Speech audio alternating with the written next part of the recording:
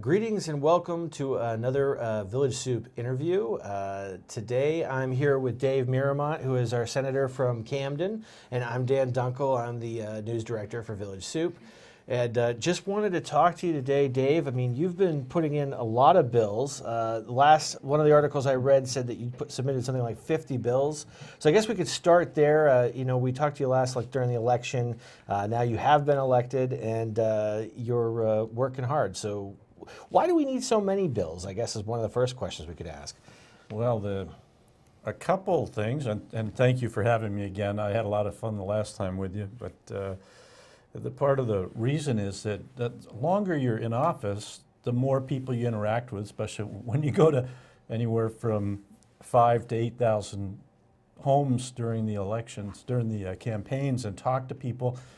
And the more people are comfortable with you in office, the more they are willing to reach out with something that they felt like is some injustice, something that's been bothering them for a long time or maybe a short time.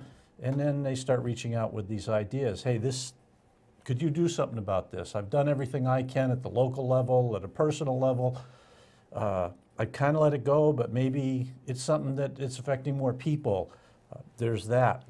In this case, after 8 years of the LePage administration, 4 years that I overlapped there and brought bills and worked them just as hard, knowing that he would veto them. And the guess was, could we get enough votes to override the veto? And that was hard because we'd always come up one or two short because they didn't like to be overriding someone in their own party, even if they had already voted the bill through the legislature and it had passed and everything else to get to the veto. That meant it succeeded in committee. It succeeded in the House and Senate. But there we were. So those are back. He even named his dog veto as a joke. Right? Yes. Yeah. It was, to the bills that had an effect on people, some of these ideas of people, injustices, it wasn't any joke. So we have those back. We have new ideas by the legislator. We have ideas brought by constituents. I represent about 40,000 people in the Senate district. So, I mean, that includes kids and no dogs. But I mean, I'll treat them fairly. It's Midcoast. They don't have dogs. Right, no. So some of them are treated like they should have a vote, probably, from what I've been seeing. So that was something I thought might be a sense of it, though, that there was this sort of clog or jam for a while in getting anything done in Augusta. And now with Janet Mills being elected, whether you agree with her or disagree with her, at least there's a little bit more of a sense that you guys are able to accomplish something, There's civility back in place, and we know we're going to hit the same constraints. Money is going to be a hard line on many of our bills, different ideologies, but now it doesn't matter. I mean, my Republican colleagues in the Senate, we're interacting. We actually mixed both in the House and Senate. The seating is mixed instead of the across the aisle thing. It's not happening right now because they're right next to you. Different parties, independents, everybody just mixed together to work together. And I don't think it would have mattered, but it sure took away, like the back corner of the House used to be where you walked in, and the Ken Fredette and his folks would be over in the corner, and it was like, don't come near us kind of attitude towards Democrats. And, all that's gone. It's gone in a lot of ways. But I think that came from a top-down attitude. And the top-down attitude now is we're going to be inclusive. We're going to work together. And maybe your idea is a good one and it'll move forward. Maybe it won't. But just an arbitrary, you're a Democrat, so you can't talk to commissioners. Your committees can't talk to the departments you oversee. Hey, I had a bill about that. Or any of those other ones based on fear and something. I don't even want to go down that road because that's history. What we're doing now is working together. We're working on bills. I can't even say lots of them have passed yet. We've been referencing them to committee, working them in committees. Work sessions are just happening. Starting this week, bills are starting to be reported out. Well, let's get into these bills. One that I noticed when I was doing research to, interview you again was that this thing about cameras in ambulances. You had submitted a bill to possibly allow that or require that, and it seems to be gaining a lot of attention. So can you talk about a little bit, like what was the bill? What did you want to accomplish? And what do you think? Is it going to happen? Well, it was a constituent-initiated bill, and if you look at the fact that I have 50, you'd say, well, don't you ever say no. I actually said no to many that just would not get any traction, would not strike a chord, maybe seem like something to do at a local level, those sort of things. I do screen them. This one struck a chord with me because as everything we deal with in the medical world or in the aviation world or even driving gets more complex, there are things to consider that a camera can just record. A camera's neutral. A camera doesn't. Part of some of the things about cameras are, well, they're there recording everything. So there are already, I heard from a chief how they won't send an ambulance to certain places without there being 2 attendants, EMTs, whatever, technicians in the back because of claims that come from that particular person who they're going to. So we don't always have 2 people. The cost of labor has made it hard for some places to have 2 people staff, so they routinely send 1.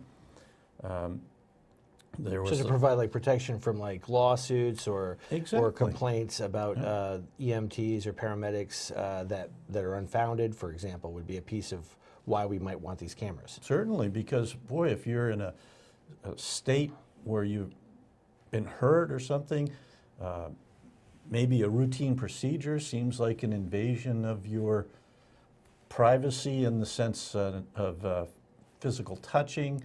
Completely routine, completely appropriate, but not understood. Those are raised. I talked to a friend who had a lifetime in service as an ambulance person for a big city department, and they wouldn't send a run without 2 people, but they had that luxury. And when he went back and talked to all his people, as I was researching the bill, he said they all thought it should have been done 20 years ago. They'd have stuff stolen from them. They've had false claims made with people just out to see if they could get a settlement from the city. And I heard that from a few people here that were confident in, like, sure, it records our skills, we're well trained, but it could do that. It could, once the training is taken into the field, is it done the same way as during a classroom? In the hospital, there's a big group overseeing it all. So with all these different pieces, first of all, I said, I think that is something that legislature should discuss. And so then in these discussions, enough came up that yes, keep it moving along. And there was resistance. Cost, although I found the camera cost to be pretty cheap now, people are buying for their houses for a few $100s. And so let's say we have a special one for $1,000 and then we store the tapes for 3 months. It was HIPAA privacy was considered so that the storage of the tape had to be secure, but some departments are already doing that for police body cams. What else came up? It is kind of a similar issue to police. I mean, we routinely now have police with cameras on them all the time. That's right. So this is the way the world's going. And those are similar high-stress situations that they're in. I mean, these are, you know, a lot of times you'll have EMTs and police and firefighters all dispatched to the same scene, the same event.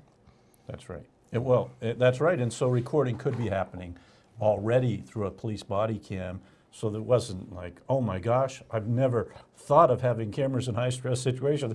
You know, we had the same thing as airline pilots in our trainers, our simulators. Where people are saying, well, you'll record us and we're making mistakes and we're supposed to make mistakes in the simulator. And everybody's saying, yes.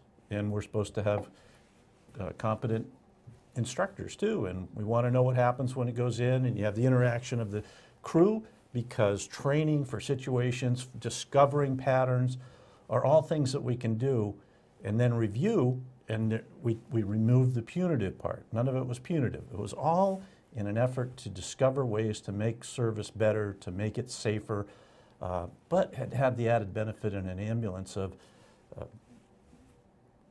confirming or denying claims that are made in high-stress times. So for all that, it moved forward. It had its public hearing. I had one woman came and talked about both her husband and son died in the ambulance on the way. The constituent that raised the issue here, had a friend die in the ambulance, and had also been subject to some unprofessionalism in an ambulance. I've gotten another call about some procedures that were done by an ambulance service. There are a lot of departments, EMTs, chiefs that were against this for those reasons. The funniest one was the TV interview after I put this out, where the Topsom Fire Department, I think, for ambulance department, it may be a combined, and he says, oh, this is a terrible idea. We have cameras in ambulances, but we don't record the information. It goes to a monitor up with the driver.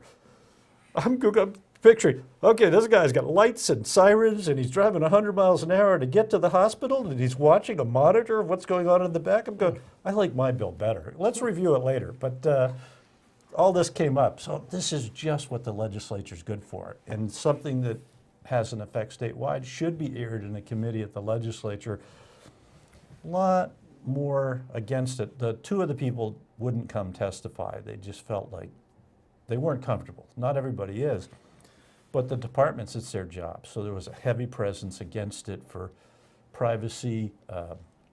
We don't need it because our people are so trained that nothing would ever go wrong, and cost. Those were the three against it. So my guess, it's not time yet for it, based on the hearing, but it put the idea out in the community. As you said, the press picked it up, which is great because that made it statewide. We are having this we're having this discussion now, and anytime it comes up at that level, it needs to be aired. So here we are airing it. So you think it probably won't happen right now, but you do think that it was worth the discussion? Oh, absolutely. Yeah, and I mean, probably initially when we were talking about police cams, that probably was similar discussion, and it probably met with some resistance, and then it eventually became the norm. So that's right. Yeah. And I'll just throw in, people say, oh, 50 bills, you're wasting so much money. I say, well, I call up the revisor's office and they have a set staff. And when I put in 1 or 50, they have the same staff. And they do the work, and they come into work, and we don't pay them any extra for doing all these bills. And the committees meet, and they don't meet any extra days because of all these bills. We have a deadline for reporting out bills, and we don't get paid any extra. We just get our $12,000 for doing our job up there in Augusta. I'm not finding the extra cost. Now, if they meant the cost of the bill, if it passes and it gets in the budget and it gets through Appropriations Committee and that little tiny slice of the pie is spent on that, then it was determined by a whole state's worth of representatives, 186 of us, and the governor, that it was worth passing, funding, and getting it out to the public. So it's quite a process to get one of your bills out. So if it gets that far, there was probably some real value in it. Okay. One of the other bills I want to talk to you about, one of your other ideas that I'd heard about, and I think this is really interesting, and we haven't really had much, I don't know how much public discussion there's been. You were talking about getting rid of vehicle inspections. Yes. You know, and it's kind of funny for me because I can remember, being a kid and my dad coming home and rushing the car, and he was duct taping something together to go get it to pass inspection. Yeah. And so I think that inspections are one of these things that a lot of people kind of dread each year. So what are your thoughts on actually getting rid of vehicle inspections? Well, did you get my letter to the editor? I'm going to make sure that happened. I'm sure, yes. Oh, good, good, okay. I was thinking for our video viewers. Right, no, yes. I'm going to follow up, but I put that down. I would have brought it, but you can't read things on video. That'd be boring. So yeah, absolutely. Okay, absolutely. So I'm out there. My friend, he died a few years ago, and he was a very generous person up there, Wayne Ward in Camden. And folks who didn't have any money, in the evening, he'd work in his garage, and he'd charge them the cost of parts, and any of us that hung around and worked on our own cars, we'd all pitch in and get somebody's car going. So they'd go off, and they'd come back from an inspection station, and they'd say, oh, they said my front brakes are no good. And like, okay, well, this is what the parts cost, and we'll help you, because we knew they didn't have the money. They said, oh, it'd be $350 for us to do it. And like, oh, no. So then we pull off the front wheels. This is just one instance. And like, the brakes are 50%. So Wayne went back and checked, and the inspector said, well, I know they'll drive enough miles for those brakes to be worn out in a year, So I want them to have new brakes. Well, that's against the inspection policy. Another, I passed a law 12 years ago when I was in the House. The Public Safety Department passes out the book to inspectors, and they expect an inspector to know all this. Now, how they could ever know this in an inspection time, I mean, with 2 hours maybe you would find all the things in that book, but they're liable for them. And now they had sent out a book. They had changed the rules without sending out a book with the rules. And they said, as of this date, you will be liable for all these new rules that we put out. And I went to the head of the inspectors and said, well, did you send them a book? No. We put them out, and we sent them an email that we're putting them out. So, please show me where it's required that they have an electronic version to do their inspections. Well, it's not required. So you are changing the law and making these folks liable for all this without them even knowing what it is. And most of the stuff in this book they couldn't find with a couple hours. I was like, so I passed the law. Actually, the legislature passed the law saying that they have to have the book in hand a certain amount of days before the law changes. That was the first time that I dug into the book and found a few of these things that just didn't make sense. And then I started looking around at other states. Turned out back then there were 16 states that had an inspection. Now there's 17, and only because one added a emission check. So that left 33 states that have no inspection. 8 of the top 10 cheapest insurance rates are in those states. There are no greater amount of defect-caused accidents by there not being an inspection. They do find a pattern of folks taking responsibility for the cars, and I won't say they all do. Never do we have 100% participation in anything, from, inspections or other things like honesty. I mean, we always accept there's going to be some people that will break the law. That's why we have the prisons. So for that reason, for folks contacting me, certain people who are not very knowledgeable about cars, so they believe whatever they're told, and it doesn't always turn out to be true. Get a second opinion if it's a pretty major expense. I would always say that. For the vagaries of it, for that small percentage who are going to say $12.50 for this inspection, my shop rate's $100 an hour, or $80 for some of the smaller shops around here. But $80. So what percentage of that is your hourly rate covering? Not very much. So you're either doing a quick one, or you're not picking up some of these things, or you're doing a thorough one, and the shop is losing money because they are not allowed to charge more. If they take more time, they're not allowed to charge more. So then folks have to deal with that, and then we have the ones who get a sticker, and then their tires are worn out in a month. Their brakes are worn out in a month. The muffler's not dragging, but it's pretty loud. And I'll say, oh, look, those tires are worn out. When I walk next to a car and I see the driver, like, oh, it's okay, I've got 10 months till I need a sticker. I mean, so we're not catching it. I don't think my brake lines have ever been caught in an inspection, but I've had plenty of them go. And fortunately, modern systems have brake systems. They cross-bleed, a lot of them, so when you put the brake on, you've got a leak. Well, it still gives you brake on a couple of wheels.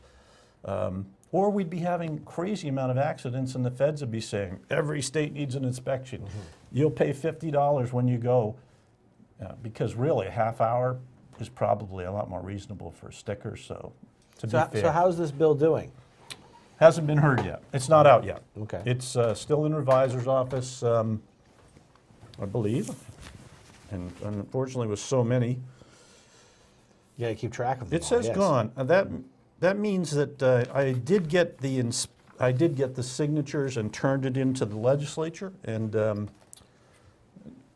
has to go through the Senate for referencing, get agreement by the House, then it'll go to the committee, and then they will advertise for public hearing, and it's somewhere in that process. Which committee is this going to be? The Transportation. Okay, yeah. And so at that point, I would expect there's probably going to be some people who are in the world of being auto mechanics who are probably going to want to attend these these hearings and be heard. This isn't my first time with this one. Yeah. I can picture some of them. I know their stories, and I'm not saying that they're wrong on what they find or anything. You can always find something, and you could probably, except for about the first 3 years of a vehicle's life, you could probably keep it off the road if you were looking hard and being that way. No, they're great concerned individuals. John French in Camden. He said, Dave, you wouldn't believe what I find. I absolutely believe it. I find it too. It's just that evidence doesn't support that this is making us safer. That's one way of doing it. And I know you care so much about your people. I mean, all of ours, Steve Lade, the folks I use, they're all wonderful, caring people. They try to do a good job. And I feel like they get taken advantage of for $12.50. So that's another part. It's like a big bunch of things. I think that's a very interesting issue, so I'm looking forward to seeing how that goes. I bet you wish I had some short answers, huh? No. No, that's great. That's why we bring you in. And I guess the other one I was going to ask you about too is you were talking about a bill to change the Constitution of the state of Maine to allow ranked choice voting. Yes, for all races. Are you the only one submitting this bill? Is there any chance of some overlap with other people? Is this going to be consolidated? And I guess the bigger question too, I think a lot of us are really interested in the ranked choice voting.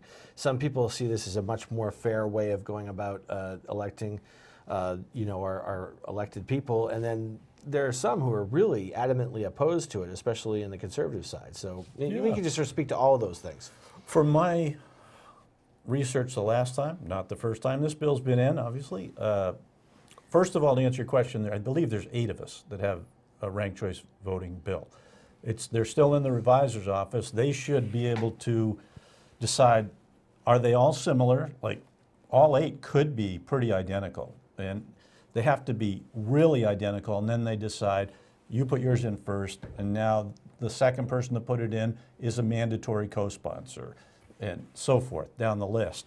We were supposed to have a meeting yesterday to get together to try to decide between us, are they very different, and which one is the best? And there's not a lot of details about it all. So, or ways to change it, but there's a couple. So we didn't have that meeting. We couldn't seem to find everyone. The place is crazy right now with activity and bills and stuff. So we couldn't quite pull everyone together. So we're still working on that.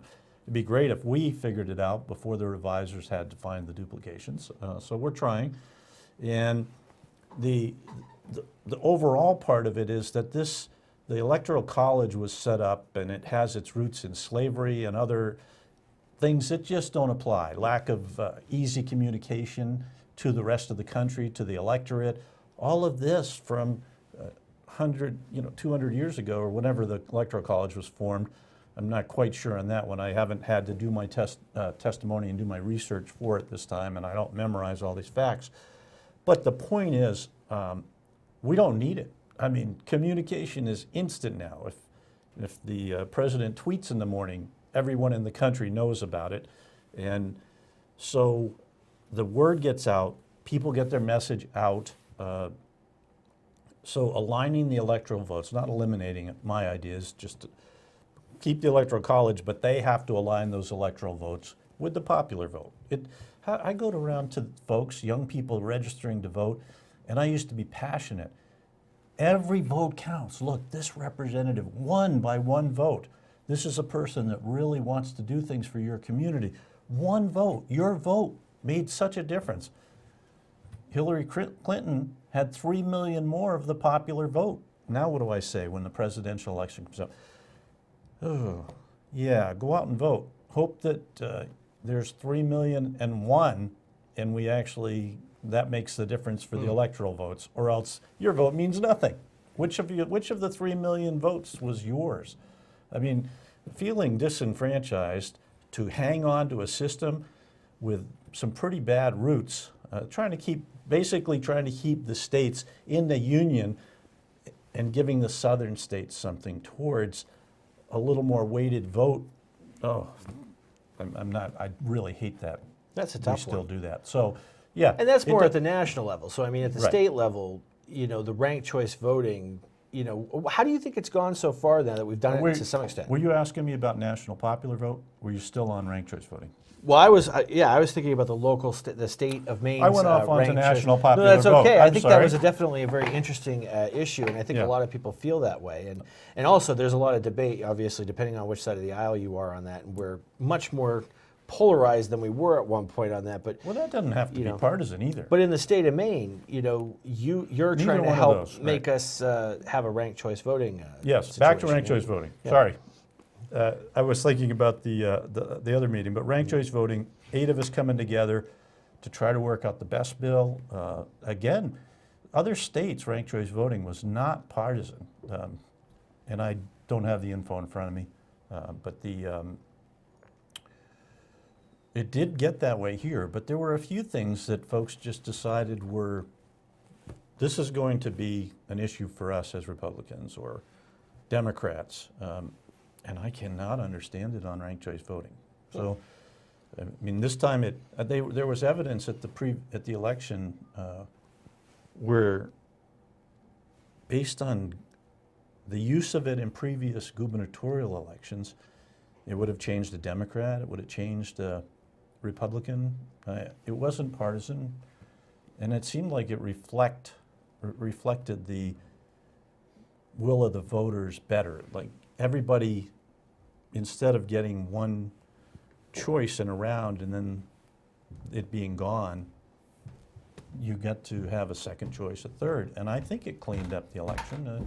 A little, I don't know, I guess you could question that a little bit. The Paula Quinn and Jared Golden race, I couldn't really call that clean. It was supposed to be, but I guess what it does is if you're the top candidate, you're not as worried about it, but the subsequent candidates have to be more concerned about it so that they are still someone's second choice. If someone's passionate about someone great, subsequent choices, they're not.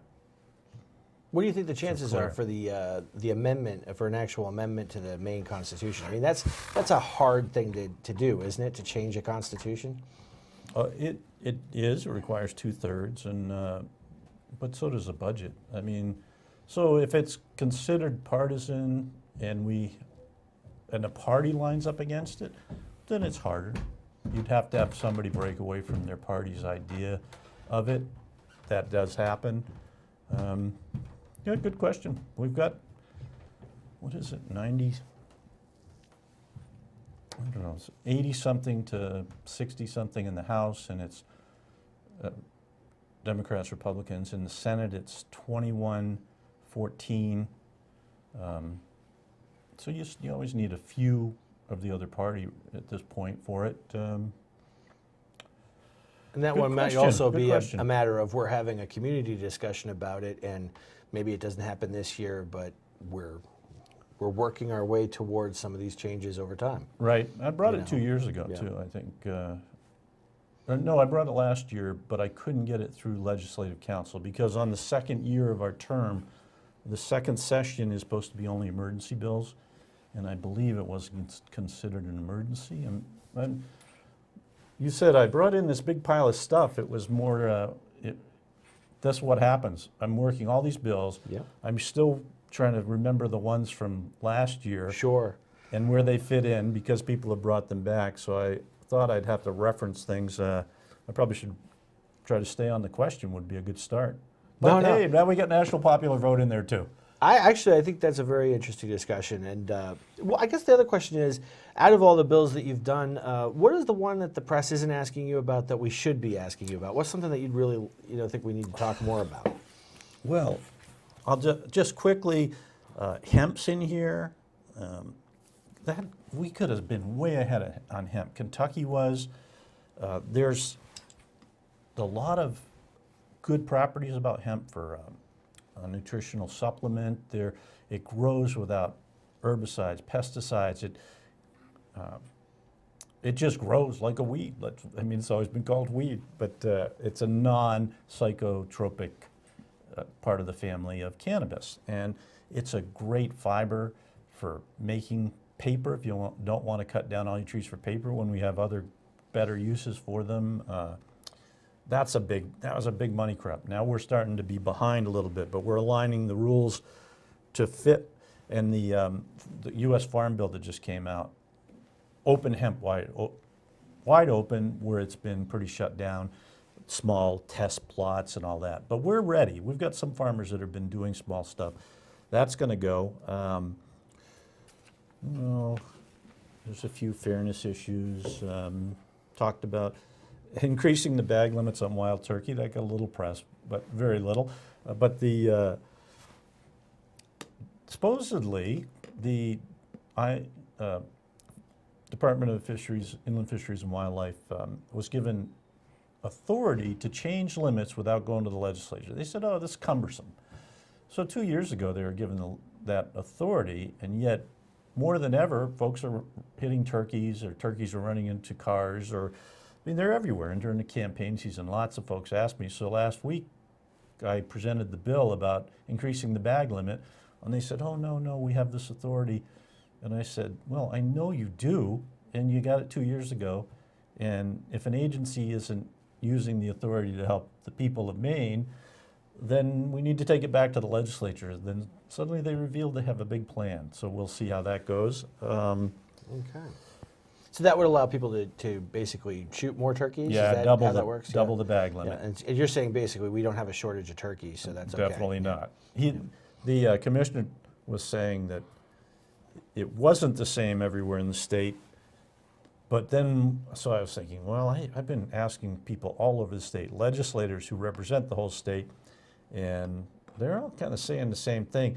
And then he said, well, we have areas where we would do more than allow 4 in a day because it's so dense. And it's like, oh, it's even bigger than my 4 turkey bag limit per day would say. They said they might open it up to a bunch more for a while, but then they'd be watching the tagging to see how many were taken, to then keep the biologist in it to know what's the best, because we're not trying to go from, boom to bust again all the time. But Right. One thing in researching that bill, they have more predators that feed on them than what I thought. I thought maybe by not having coyotes or other predators, that maybe they didn't have any, but there are some that feed on their eggs. It's interesting how they've Eagles, gotten to too. grow so wild. They'll grab them. Yeah. They're so prolific everywhere with the number of pet predators I saw for them. You want something interesting. What do we have? Well, no, that was the point of the question, is really to give you a chance to kind of, because a lot of times I ask about the thing that I find interesting, and then I'll see, well, what is it you're looking to promote? Oh, yeah. Ethanol-free gasoline. Boy, anybody who has small equipment that doesn't have a catalytic converter and that's not really the issue, it's just that they have... You have to buy those it's all enzymes to unleaded. put in your gas Right. so that it doesn't chew up your motor. Yeah, chew it. Is that and it's because of the ethanol? The rubber, or- right. Yeah. It goes after the gaskets and stuff, Yeah. and it tears them up fast. I mean, in a year. But usually you'll see this in small equipment and Lawnmowers, chainsaws, snow things like blowers, that. yeah. Your portable generator that you use once every 2 years, and Yeah. then you go to use it, and all you the put gaskets fuel in are it, on. and it just keeps going right onto the floor. Things like that. The ethanol is doing that. And so many of the counties in the state don't have any prohibition on selling it. Knox, Cumberland do. So at first you go Cumberland, Portland, maybe it's an emission thing, not an emission thing. So there's not really any reason. So this allows for it to be sold statewide, and I hope that we have several people who would take on and have Is that it just extra a pump. feel-good thing to put ethanol in there? Because, aren't there environmental concerns around the cornfields as well as, go ahead, you elaborate on that. No, well, to the best of my understanding, one of the farm bills required ethanol. Some say that it got us away from foreign fuel. That's a good thing, except that then when they started converting corn to that instead of food, then the price of the most basic staple went up around the world for people so that we could drive our cars without much consideration. of what the effects are. So that's pretty tough on people that live on nothing per day and they want to get a little corn. So that had that effect. But then the big producers were making a lot more money, so then they poured more money into getting it increased on how much would be put in. Those are part of it. There is a little bit of an octane boost for it, but most engines don't need the extra octane. Most of us are burning regular unleaded in our cars, and that's plenty of octane, wherever that is, 87. We have the emissions is not a big difference because the environmentalists aren't concerned with this bit of use, and so I'm not going to get opposition from that, but people are going to have their brand new equipment not ruined in a year, so it's worth it for that. I don't know that, I mean, I don't expect to see everybody trying to switch all stations to that because I don't think they're making much of it or not mixing much of it, so you're still going to have it, and it doesn't seem to be harming our vehicles, our cars that are burning it. That is an interesting one, because that one, like the inspections and some of these other ones, they actually really they'll affect my actual life. So it's kind of it's an interesting kind of thing to be able to see how these bills affect people. Yeah. So the other thing is, I guess, do you want to talk? If a constituent has a concern, can they just reach right out to you, or Of course. how accessible are you? Would you say? Well, I have my phone numbers there, my email. I mean, I get 150 at least a day emails. So anybody who's watching and didn't feel like I've gotten back to them quickly, you're right. It takes me a while right now. I'm chair of the Marine Resources Committee. I'm on the Energy, Utility, and Technologies Committee, which will have over 100 bills in that committee. We won't have as many in Marine, but they are ones that generate a lot of attention, and then they create a lot of work for me as chair. Not a complaint in the world. And then I have the work in the Senate as well, and then working these bills. So I have to wait towards the weekend to get back to people. It used to be that as soon as I got an email or a phone call, I was right back to them that minute, that day. Now it's taking a little bit of time, but I get back to everyone. It's always been one of the things that I want from a representative, so I give it as a representative. Right, and that's just I think that's just Googling your name. You'll come right up with your phone number and your email and all that kind of stuff. Yes, so, yeah. You check the legislature webpage. We have an office. We all have aides who handle 3 or 4 of us, but if you call there, they get me the message. Yeah, I'm pretty reachable. All right, well, great. Well, nice talking to you again. I'm sure we'll have you in here again soon, and I appreciate your time. And thank you for watching, everybody. If you want to see more of these video interviews, just go to knox.villagesoup.com. At the top of the page, there's a little button that says Watch. Click on that, scroll down to Behind the News, and you'll find all of our videos. If you have any emails you'd like to send me to give me some ideas or questions, news@villagesoup.com is our email address. Thanks a lot.